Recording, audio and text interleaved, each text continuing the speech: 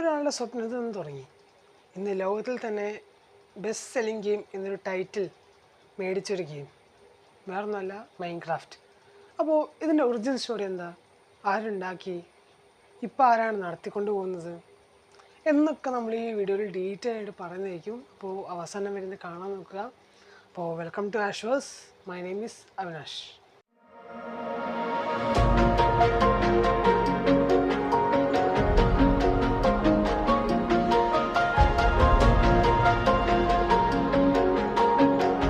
അപ്പോൾ ഇതിൻ്റെ ഫസ്റ്റ് നോക്കുകയാണെങ്കിൽ ഇതിൻ്റെ ക്രിയേറ്റർ മാർക്കസ് പേഴ്സൺ അഥവാ നോച്ച് എന്നറിയപ്പെടുന്ന ഒരു സ്വീഡിഷ് ഗെയിം ഡെവലപ്പറാണ് ഈ ഒരു ഗെയിം ഉണ്ടാക്കിയത്. അദ്ദേഹം ഈ ഗെയിം ഉണ്ടാക്കുന്നതിന് മുന്നേ കിങ് എന്ന കമ്പനിയിലാണ് വർക്ക് ചെയ്തത്. അവർ നല്ല നമ്മുടെ ക്യാൻഡി ക്രഷിൻ്റെ ഗെയിമിംഗ് കമ്പനിയായിരുന്നു. അദ്ദേഹം ഈ ഗെയിം ഇൻസ്പയർ ആക്കി എടുത്തത് Infiniminer, dungeon keeper, dwarf fortress എന്നീ ഗെയിമുകളൊക്കെയാണ് ഇദ്ദേഹത്തിന് ഇൻസ്പിറേഷൻ കൊണ്ടത്. അങ്ങനെ മൈൻക്രാഫ്റ്റ് എന്നൊരു കോൺസെപ്റ്റ് അയാളുടെ മൈൻഡിലേക്ക് വരികയാണ്. ആ ഒരു കോൺസെപ്റ്റ് വേറൊന്നുമല്ല, ഒരു ഓപ്പൺ എൻഡഡ് സാൻഡ് ബോക്സ് ഗെയിമാണ് ഇതിൻ്റെ ഒരു കോൺസെപ്റ്റ്. ക്രിയേറ്റിവിറ്റി പിന്നെ സർവൈവൽ ഇത് രണ്ടും കൂടി ഒത്തുചേർത്തുകൊണ്ടൊരു ഗെയിം, അതാണ് ഈ മൈൻക്രാഫ്റ്റ് എന്നൊരു ഗെയിം. ഇതിൻ്റെ ഫസ്റ്റ് വേർഷനെ കുറിച്ച് പറയുകയാണെങ്കിൽ 2009 ഇതിൻ്റെ ഫസ്റ്റ് വേർഷൻ പബ്ലിക്കിലേക്ക് റിലീസാവുന്നത്. അന്ന് ഇതിൻ്റെ പേര് കേവ് ഗെയിം എന്നുകൊണ്ടാണ് ഒരു ഗെയിം പേരിട്ടത്. പിന്നെ അത് മാറ്റി Minecraft order of the stone ആക്കി. പിന്നെ അത് ചെറുതാക്കി മൈൻക്രാഫ്റ്റ് എന്നാക്കി.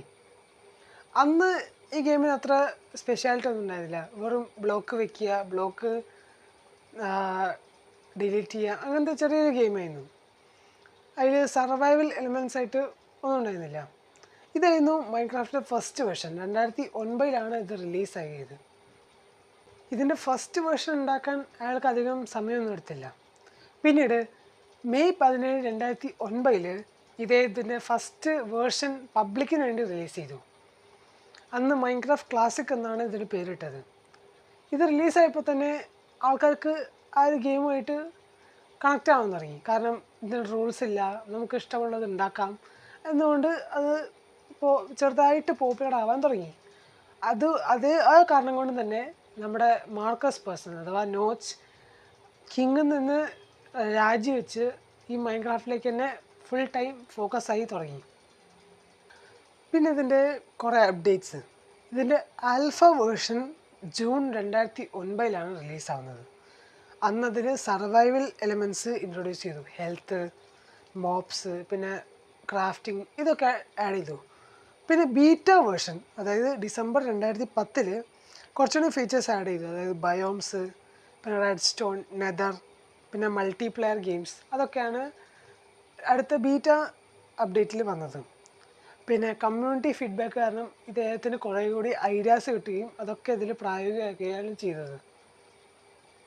പിന്നെ ഇതിൻ്റെ ഒഫീഷ്യൽ റിലീസ് 2011 നവംബർ 18 ഇതിൻ്റെ ഒഫീഷ്യൽ റിലീസായത്.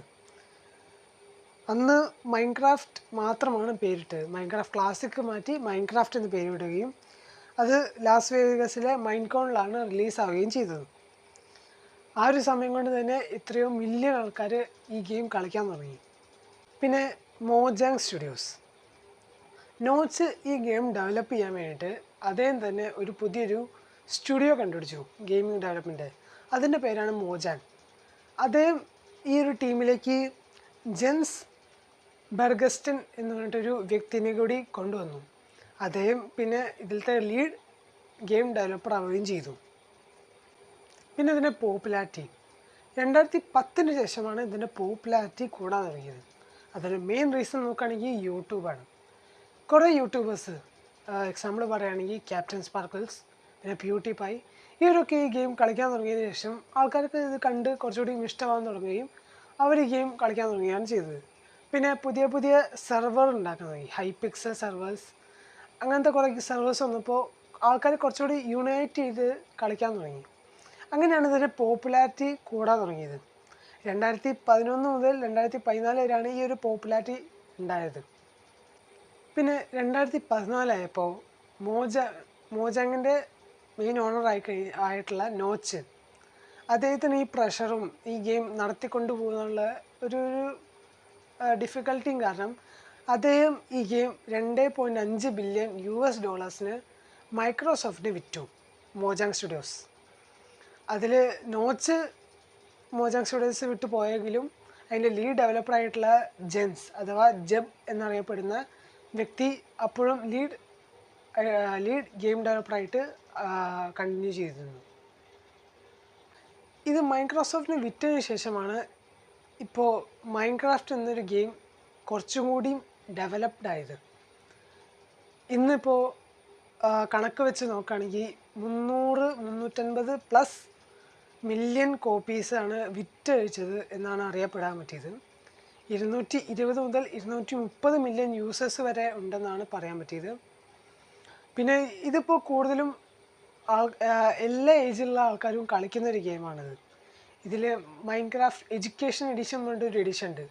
അതിൽ കുറച്ചുകൂടി കുട്ടികൾക്ക് പഠിക്കാൻ പറ്റിയ രീതിയിലാണ് ഗെയിം ഉണ്ടാക്കിയത്. കോഡിങ്, പിന്നെ അതുപോലെ തന്നെ ഈ ക്രാഫ്റ്റിങ്ങും ഈ എന്താണ് മെയിൻ ബേസിക് സർവൈവൽ തിങ്സ് വരെ ഈ മൈൻക്രാഫ്റ്റ് കാരണം ചെറിയ കുട്ടികൾക്ക് വരെ പഠിക്കാൻ പറ്റുന്നുണ്ട്. അതൊരു വലിയൊരു ഫീച്ചറായിട്ടാണ് കാണുന്നത്. ഒരു ചെറിയൊരു കേവ് ഗെയിമിൽ തുടങ്ങി ഇന്ന് ലോകത്തിൽ തന്നെ ബെസ്റ്റ് സെല്ലിംഗ് ഗെയിം എന്നൊരു ടൈറ്റിൽ കിട്ടിയിരിക്കുന്ന ഒരു ഗെയിമായിട്ടാണ് മൈൻക്രാഫ്റ്റ് മാറിയിരിക്കുന്നത്. ഇന്ന് ലോകത്തിൽ തന്നെ 4ാം സ്ഥാനത്താണ് ഈ ഒരു ഗെയിം നിൽക്കുന്നത് തന്നെ. ഈ ഒരു ജേണിയാണ് മൈൻക്രാഫ്റ്റിൻ്റെ തുടക്കം. ഇപ്പോൾ മൈൻക്രാഫ്റ്റ് വർഷത്തിൽ 2 പ്രാവശ്യം 2 ലൈവിലാണ് വരുന്നത്. മാസം തോറും ഇതിൻ്റെ അപ്ഡേറ്റ്സ് കൂടി വരുന്നു. ഇനിയും കുറച്ച് വർഷങ്ങൾക്ക് ശേഷം ഈ ഒരു ഗെയിം ഇനിയും വലുതായി കുറേ പോപ്പുലാരിറ്റി വരാനാണ് സാധ്യത. അപ്പോൾ നിങ്ങൾക്ക് ഈ വീഡിയോ ഇഷ്ടപ്പെടുന്നു ഞാൻ വിചാരിക്കുന്നു. ഇതുപോലെ ഇനിയും വീഡിയോസ് ഞാൻ ഇടാൻ പോകുന്നതാണ്. എല്ലാ തിങ്കളാഴ്ചയും മൈൻക്രാഫ്റ്റിനെ ബേസ് ചെയ്തിട്ടുള്ളൊരു വീഡിയോ ഇടാനാണ് താല്പര്യം. അപ്പോൾ നിങ്ങൾക്ക് വേറെ ഏതെങ്കിലും ഗെയിമിനെക്കുറിച്ച് വീഡിയോ ആവശ്യമുണ്ടെങ്കിൽ താഴെ കമൻറ്റ് ബോക്സിൽ പറയാം.